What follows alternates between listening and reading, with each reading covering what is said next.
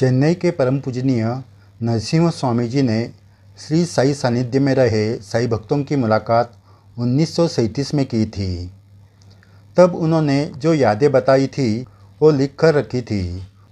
उसमें से शांताराम बलवंत नाचने ये ठाणे में रहने वाले भक्त की यादें बताते हैं। श्री नाचने जी ने 19 सितंबर 1937 में ये यादें बताई थी। श्री नाचने जी ने कहा, 1909 में ऐसे कुछ घटना घटित हुई कि उसका संबंध श्री साईं बाबा से होगा ये मुझे नहीं लग रहा था। उस साल में मेरे बड़े भाई के गले का ऑपरेशन मुंबई में डॉक्टर भाजेकर इनके हॉस्पिटल में होना था। ऑपरेशन की वजह से घर के सभी लोग चिंता में थे। मैं ठाणे की ढाणू में था। तब एक साधु घर आया और खाना मांगने लगा। हमने उसे घर में बुलाया और खाना खिलाया। मेरी भाभी उनको खाना परोस रही थी। उसने साधु को भिंडी की सब्जी परोसी नहीं, क्योंकि सत्पुरुष और साधु को भिंडी जैसी हल्की सब्जी देना उसे अच्छा नहीं लग रहा था। लेकिन उस साधु ने वो सब्जी मांगी, तब भाभी ने उनको परोसा। खाना खाने के बाद उसने हमें आशीर्वाद दिया और ऑपरेशन अच्छी तरह हो गया है ये कहा। मेरे मित्र हरिभाऊ मोरेश्वर पान से इन्होंने साईं बाबा की कृपा से ऑपरेशन ठीक हो जाएगा ऐसे कहकर धीरज दिया। उस दिन मैंने पहली बार साईं बाबा का नाम सुना। उस दिन शाम को मेरे पिताजी मुंबई से आए और ऑपरेशन सफल तरीके से हुआ इसकी जानकारी दी और कहा कि ऑपरेशन होने के बाद एक साधु वहां आया और भाई के पूरे शरीर पर हाथ फेर के कहा, सब कुछ ठीक हो जाएगा। उसी साल मेरे पिताजी ने दासगुरु महाराज का कीर्तन सुना। उस कीर्तन में श्री साईं बाबा ये दत्तावतारी है इसके बारे में जानकारी दी। फिर हमने बाबा का फोटो लाया और उसकी पूजा करनी शुरू की। 1912 में मैं पहली बार शिरडी गया। तब मैं रेवेन्यू डिपार्टमेंट की परीक्षा दे रहा था। उसका रिजल्ट आने वाला था। मेरे साथ मेरे दो मित्र शंकर बालकृष्ण वैद्य और अच्युत दाते थे। हम ट्रेन से कोपरगांव स्टेशन पर उतरे। स्टेशन मास्टर का साईं बाबा पर विश्वास नहीं था। हम शिरडी जा रहे हैं इसके बारे में उसे पता चला तो वो कहने लगा, बाबा साधारण जादू मंत्र करने वाले जादूगर है, अच्छे लोग बेवजह उनके पास जा रहे हैं। ये सुनकर मेरा मन दोलायमान हो गया। मैं सचमुच किसी महान साधु के दर्शन के लिए जा रहा हूँ क्या, ऐसा विचार मुझे आने लगा। लेकिन फिर भी हम शिरडी पहुँचे। तब बाबा लिंडी बाग से वापस आ रहे थे। मुझे देखते ही बाबा ने कहा, क्या रे, मामलेदार की अनुमति बिना आया है? मैंने सचमुच मामलेदार की अनुमति नहीं ली थी। मैंने हाँ कहा। फिर बाबा ने कहा, ये बराबर नहीं है, ऐसा वर्तन मत कर। बाबा का अंतर्ज्ञान देखकर मैं स्टेशन मास्टर की बात भूल गया और मैं सचमुच एक महान साधु के दर्शन के लिए आया हूँ ये महसूस हुआ। हम 3 दिन शिरडी में रहे और रोज़ बाबा की शक्ति की प्रचिति देखकर उनके हम निस्सिम भक्त बन गए। बाबा ने मुझे अपने हाथ से उदी लगाई।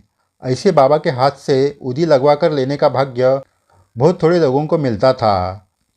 एक दिन द्वारका में मैं आरती के लिए सब लोग जमा हो गए तो बाबा ने मुझे खाना खाकर आने को कहा। मैंने बाबा को ऐसे ही कहा कि आज एकादशी है। मैं उपवास नहीं करता था, लेकिन मेरे दोनों मित्र उपवास करते थे। उनको अच्छा लगे इसलिए मैंने वैसे कहा था। लेकिन बाबा के मन में मैं भूखा फिर रहूं ऐसे नहीं था। बाबा ने कहा, तेरे मित्र पागल है, वाड़े में जाकर खाना खाओ। फिर बाबा की आज्ञा लेकर वाड़े में गया। लेकिन एकादशी होने पर भी मैं खाना मांग रहा हूँ ये देखकर वहाँ के रसोइया नाराज़ हुए। वह कहने लगे कि आरती होने के बाद ही खाने की व्यवस्था होगी। फिर मैं द्वारका माई में गया। वहाँ जाते ही बाबा ने पूछा, खाना खाया क्या? मैंने कहा, बाबा आरती का समय हो गया है, आरती होने के बाद मैं खाना खाऊंगा। इस पर बाबा ने स्पष्ट कहा, तुम्हारे खाना खाने के बाद ही आरती होगी। ये सुनकर रसोई ने चुपचाप मुझे खाना दिया। खाना खाकर द्वारका में आया और बाद में आरती हुई। वहाँ बाबा के लिए लक्ष्मीबाई ने पान का वीड़ा लाया था। बाबा ने उसमें से कुछ हिस्सा मुझे दिया और खाने के लिए कहा। एकादशी के दिन वीड़ा खाते नहीं इसलिए मैं सोच में पड़ा। लेकिन बाबा ने खा ले ऐसे कहा और मैंने वो खाया। एक दिन मैं बाबा के सामने द्वारका में मैं बैठा था। तब वहाँ काका साहेब दीक्षित, बापू साहेब जोग, अन्ना साहेब दाभोलकर भी थे। तब उनको बाबा ने कहा, मैं इसके घर गया था, लेकिन इसने मुझे भिंडी की सब्ज़ी नहीं दी थी। उसी वक्त मुझे 1909 की घटना याद आई। मेरे घर खाना खाने आया हुआ साधु और भाई के ऑपरेशन के बाद मुंबई में अस्पताल में गया हुआ साधु मतलब साईं बाबा थे, ये मेरे समझ में आ गया। जब हम साईं भक्त नहीं थे तब से बाबा हमारे परिवार की चिंता करते थे, इसका मैंने अनुभव लिया। इसी दौरान मैं शिरडी था, तब बाबा ने मुझे कहा था कि मनुष्य पर विश्वास नहीं रखना चाहिए। बाबा ने मुझे ऐसा क्यों कहा ये मुझे समझ में नहीं आया, लेकिन उसकी अनुभूति मुझे 1914 में आई। मैं ढाणू में था। एक दिन मैं सुबह पूजा घर में पूजा करने बैठा था, तभी वहाँ एक पागल आदमी आया और मेरे पीछे से मेरा गला पकड़ा। मेरा गला दबाकर वो बोला, तेरा खून पीता हूँ। मैंने डर कर उसके मुंह को पकड़ा। उसी वक्त मेरी उंगलियां उसके मुंह में गई। उसने मेरी उंगलियां ही चबा डाली। उंगलियों से खून आने लगा। मेरी आवाज़ सुनकर मेरी माँ दौड़कर आई। माँ को देखकर वो पागल मुझे छोड़कर भाग गया। उस हमले से मैं बेहोश हो गया था।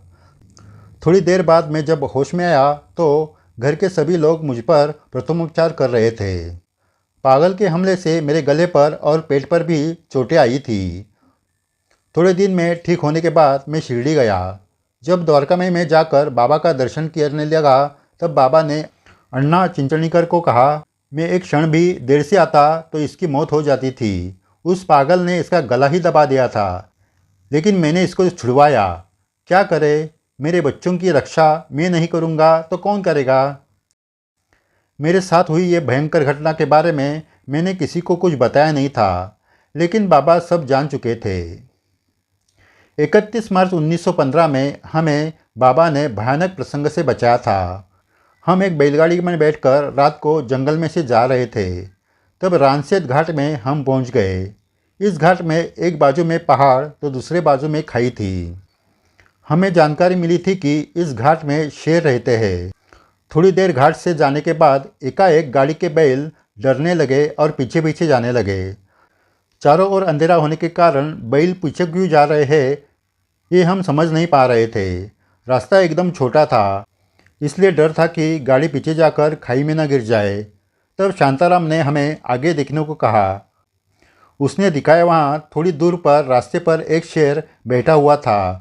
रात में हमें उसकी आंखें चमचमाती हुई दिखी।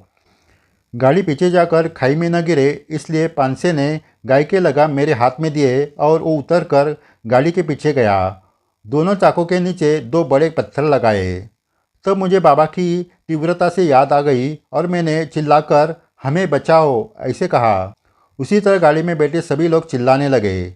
हमारे शोर से वो शेर डर गया और भागते भागते हमारे पास से निकल गया। इस तरह बाबा ने हमें बचाया था। 1915 में जब मैं शिरडी जा रहा था तब स्टेशन पर मेरे मित्र सामंत ने बाबा के लिए एक नारियल दिया और अर्पण करने के लिए 2 आने दिए। मैं शिरडी जाकर बाबा को वो नारियल अर्पण किया, लेकिन 2 आना अर्पण करना बिल्कुल भूल गया। जब मैं शिरडी से वापस जाने लगा तो बाबा का दर्शन लेते वक्त उन्होंने कहा, जाते वक्त चितड़ी से जा, लेकिन मेरे गरीब ब्राह्मण के 2 आने क्यों रख लिए हैं। फिर मुझे उस 2 आने की याद आई। मैंने तुरंत वो 2 आने बाबा को अर्पण किए।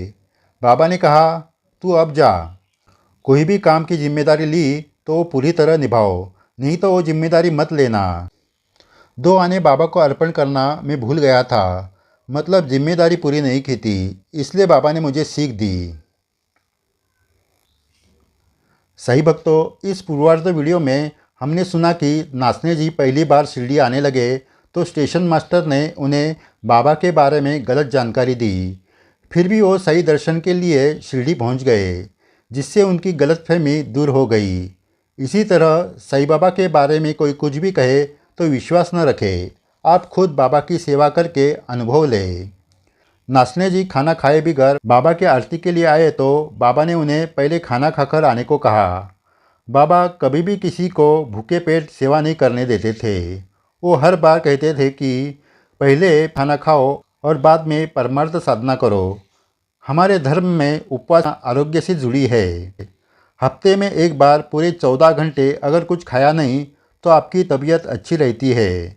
उपवास सोच समझकर किया जाता है, लेकिन कोई कारण न होकर भूखे पेट परमार्थ करना श्री साईं बाबा को मान्य नहीं था। श्री साईं बाबा हमेशा भक्तों को गलत सोच से बाहर निकालते थे। सही भक्तों, शांताराम नासने जी के और उनके परिवार के और अनुभव अगले वीडियो में आपको सुनाएंगे। इस वीडियो के आखिर में उस उत्तरार्ध वीडियो की लिंक दी गई है, वो ज़रूर देखें। नासने जी के सभी अद्भुत अनुभव सुनकर आप धन्य हो जाएंगे। जय साईं राम। तो आपने अभी सुनी हुई घटना कभी पढ़ी नहीं होगी। श्री साई सागर चैनल श्री साईं बाबा की अनसुनी सच्ची घटना आपके सामने लाते रहेंगे। चैनल सब्सक्राइब किया नहीं तो ज़रूर करें। वीडियो शेयर करके अपने साईं बाबा की लीला सभी साईं भक्तों को पहुँचाएं। ये साईं सेवा है। जय साईं राम।